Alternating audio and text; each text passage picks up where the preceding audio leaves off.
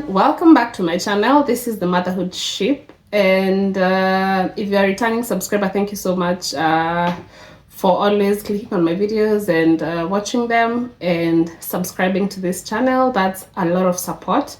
If you're watching this and you haven't subscribed, please do so. Subscribe, share this video, like it, and comment down below. So on the vlog today, I thought that I should give a 1-year update. I mean, it's been 1 year already, and yeah, since it's been 1 year already since I started studying, so I thought I'd just give what the 1 year has been in terms of school, in terms of life in general. So yeah, take this as a life update, and please watch to the end of the video. Let's interact down below. If you have any comments, or if you have had the same experience in the past, or you have any tips, or you have anything to share with our audience, please do so in the comment section. So it's been a fast year. It's been a very fast year. A lot of things have happened. Yeah, so I started my graduate studies, and then I have been doing that, and it's been consistent classes, like back to back. So I've had so many classes, and it's been intense. It's been quite intense, but yeah, so that's been my past year, going to classes, adjusting life, because life on the side continues. So you're multitasking everything and trying to manage everything, and a lot of things are changing. So yeah, it's been quite interesting. So with regard to my studies, I did start my graduate studies, and so my classes are now done 1 year later. So the past year has been very hectic, because I've had classes consistently. Every week I've had 2 or 3 days of classes. So yeah, because it's a graduate course, and I think maybe for that school we've not had classes like every day.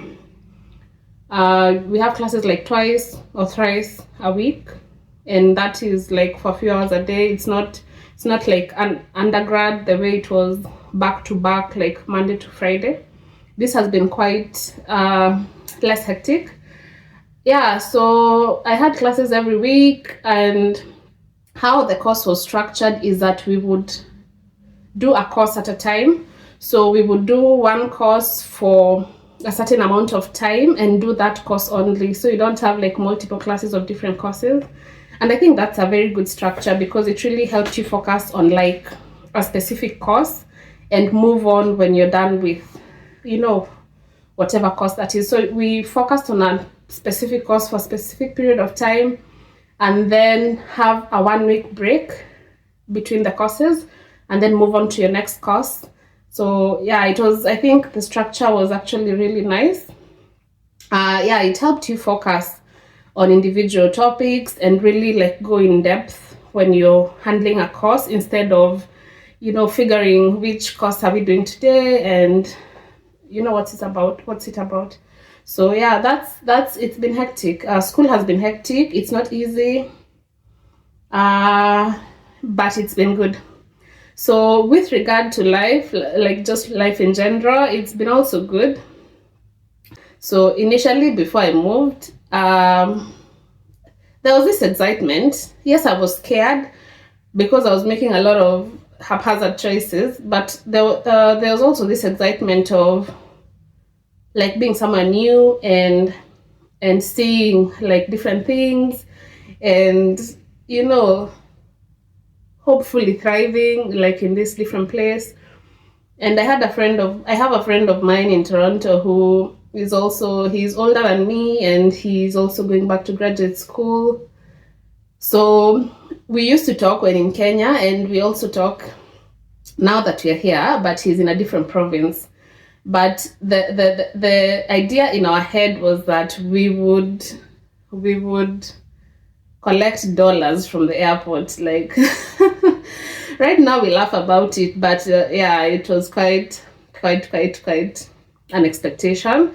Like if you compare that expectation plus the reality now 1 year later, it's just different.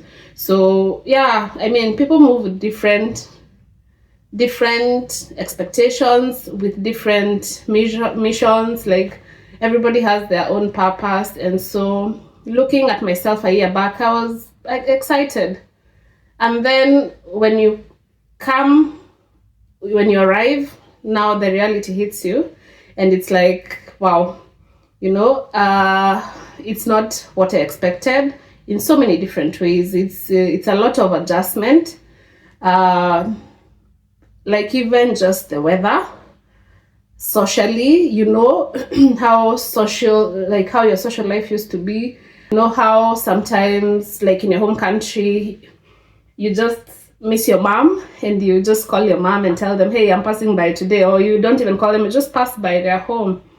And I used to do that a lot with my parents, and that's just not possible anymore in the past year.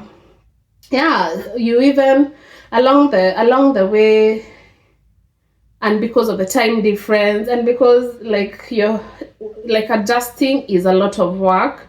So you're trying to figure out so many things at the same time. You're trying to figure out your housing, you're trying to figure out, okay, your classes. I was trying to figure out my son's, school and how to live and his social life. And you're thinking about so many things at the same time. You're thinking about, financial decisions that you're having to make, and you're thinking about, the jobs that you're doing, and there's just a lot to think about. It's just a lot of things at the same time. So the year, I think that's why the year has been so fast, and a lot of things, changing and happening. Yeah, but it's been a good year. So do I regret moving here? No, I don't regret. And my mantra in life is I don't regret things that happened. And that is a learning that has come with time, and I think with age, because I think regret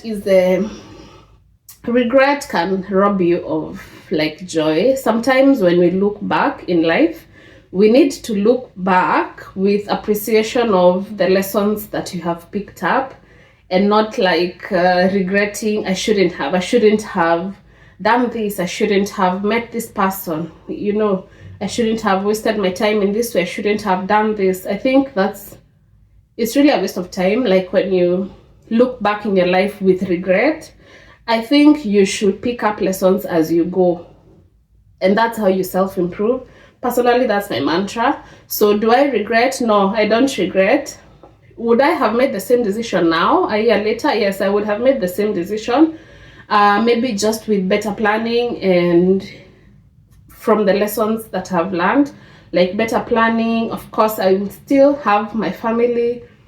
I would be better adjusted mentally for, adjust my expectations and not have my expectations so high. So yeah, I think that's what. Otherwise, I do not regret. I do not regret moving. I do not regret going back to school.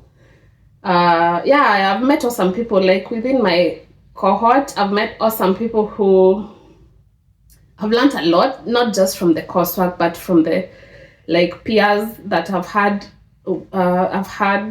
in my class, and that's an experience I cannot exchange for anything. So why would I regret it? So no. One of my biggest shockers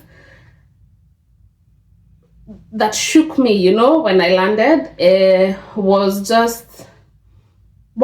weather. I remember that was the first reaction. The weather was so cold, because it was the same time, it was around March, and the weather, it was a cold season. It was winter was just, ending. So it was actually, there was snow from the previous night when we landed. So the weather was freezing cold, freezing, extremely cold. It was like we had never, I think it was 2 degrees or 3 degrees, but it was super cold, because the coldest weather before we traveled that we had ever experienced was 13 to 15 degrees Celsius. So 2-3 degrees was extremely cold. So that was a big, huge adjustment. Also, when our feet hit the ground, the first thing you notice is just how clean is the air. It was really different. Like that was one of the initial reactions we also had, like when we just landed, the weather and the air quality. That's it.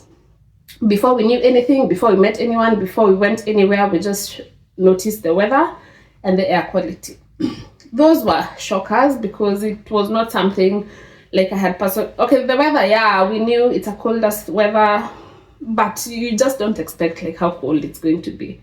The air quality, it's not anything I had researched. It's not anything I had read about. So that was definitely a shocker. Now, settling in within the first month, the other shocker now came to be how hard it was getting to land a house. Like it was extremely difficult to find a house because in Kenya, what used to happen is that there are so many rental apartments. So, and the landlord or the caretaker in charge of the building will have their number outside.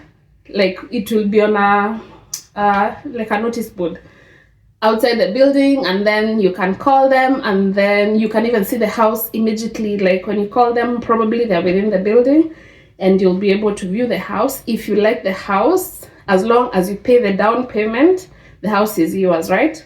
So that was the scene we also expected, because it's not anything, again, we had researched about. We didn't know anybody here. We didn't have any family here. We didn't have here in Victoria. We didn't have anybody we knew. So yeah, so landing and trying to find a house, that was a shocker because it took us some time. Not that we slept in the street. No, we had made some arrangements for housing.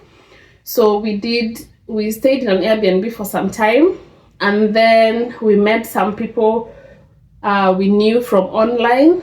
They invited us to their church. In the church, we met someone who hosts. So after our Airbnb time was over, we went over to that rented room from that lady from that church. And then when we were there, I think within that week, that's when we were able to find a house. Yeah, it didn't take a month. It took like around two weeks. I think we moved on the third week to the house we found. But it was extremely difficult. It was difficult because it was messaging people every single day, trying to book a slot to view houses, trying to convince them that, yeah, we are new, but we can be able to pay the house, and we know some people here, and like it was extremely challenging to find a house.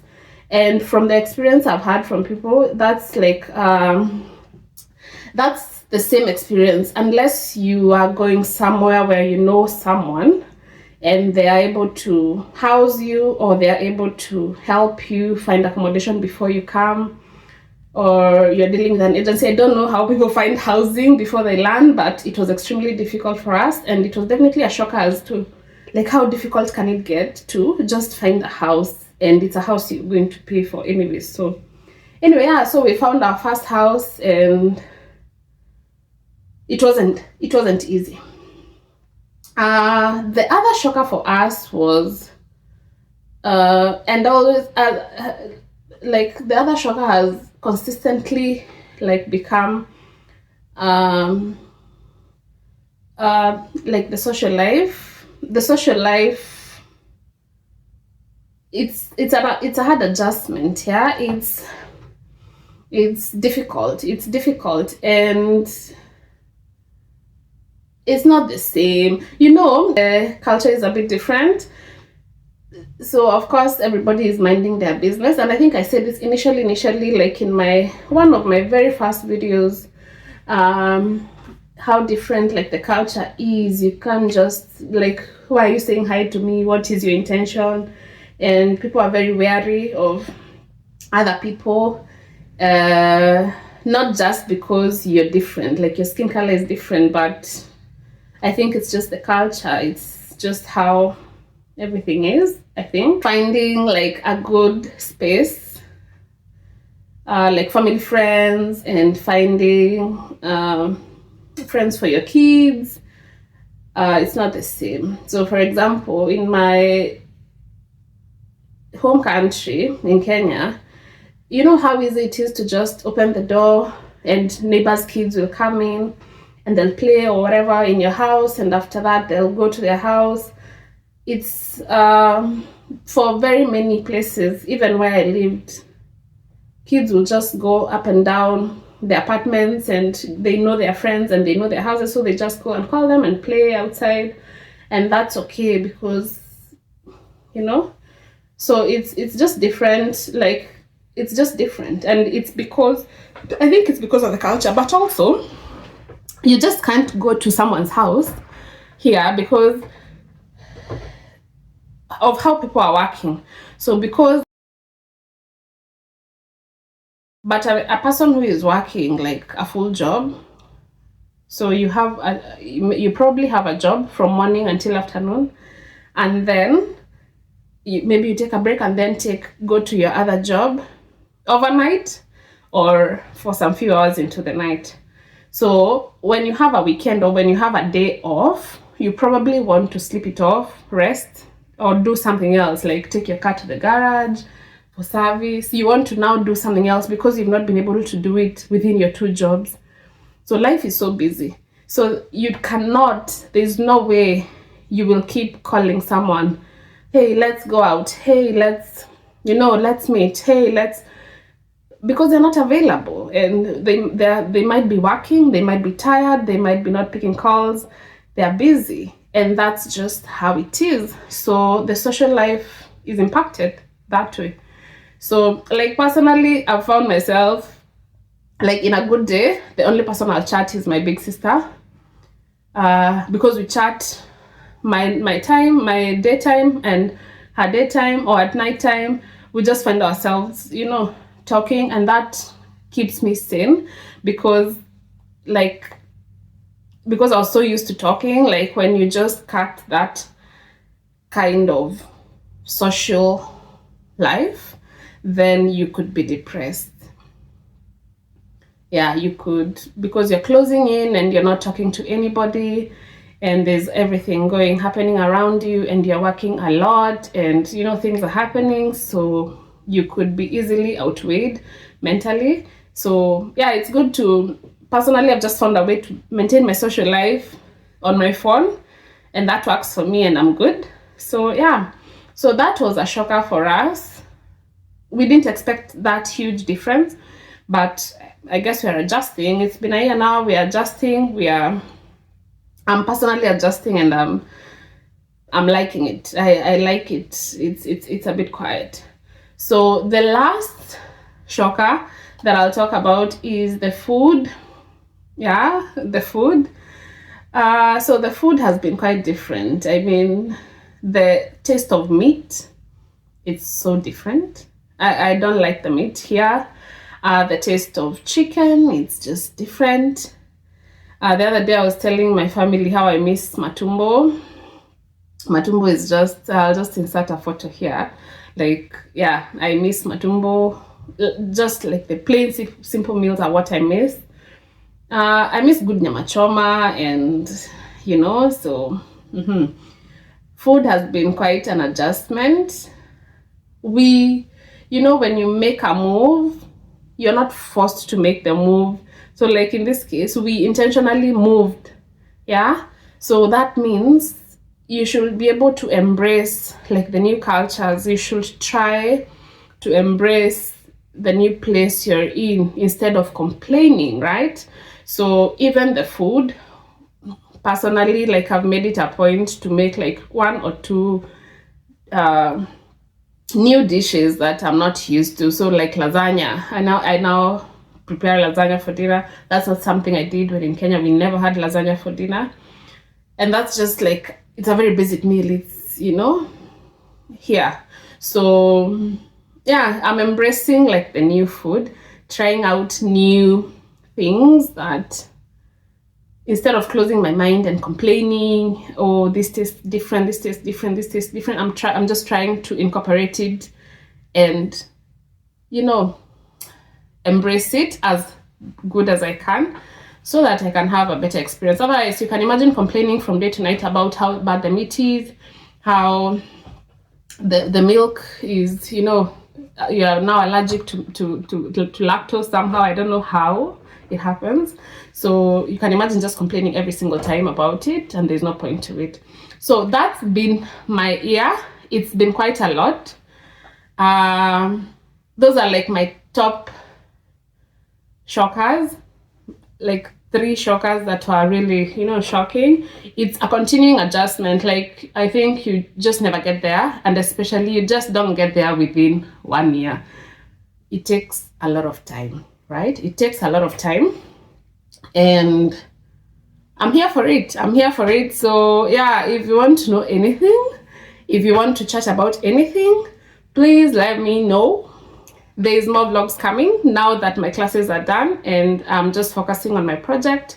I'll see you here very soon in another vlog. If you haven't subscribed, please do so. Please subscribe. Please share this with your friends. Like this video. Leave a thumbs up. See you on the next one. Bye.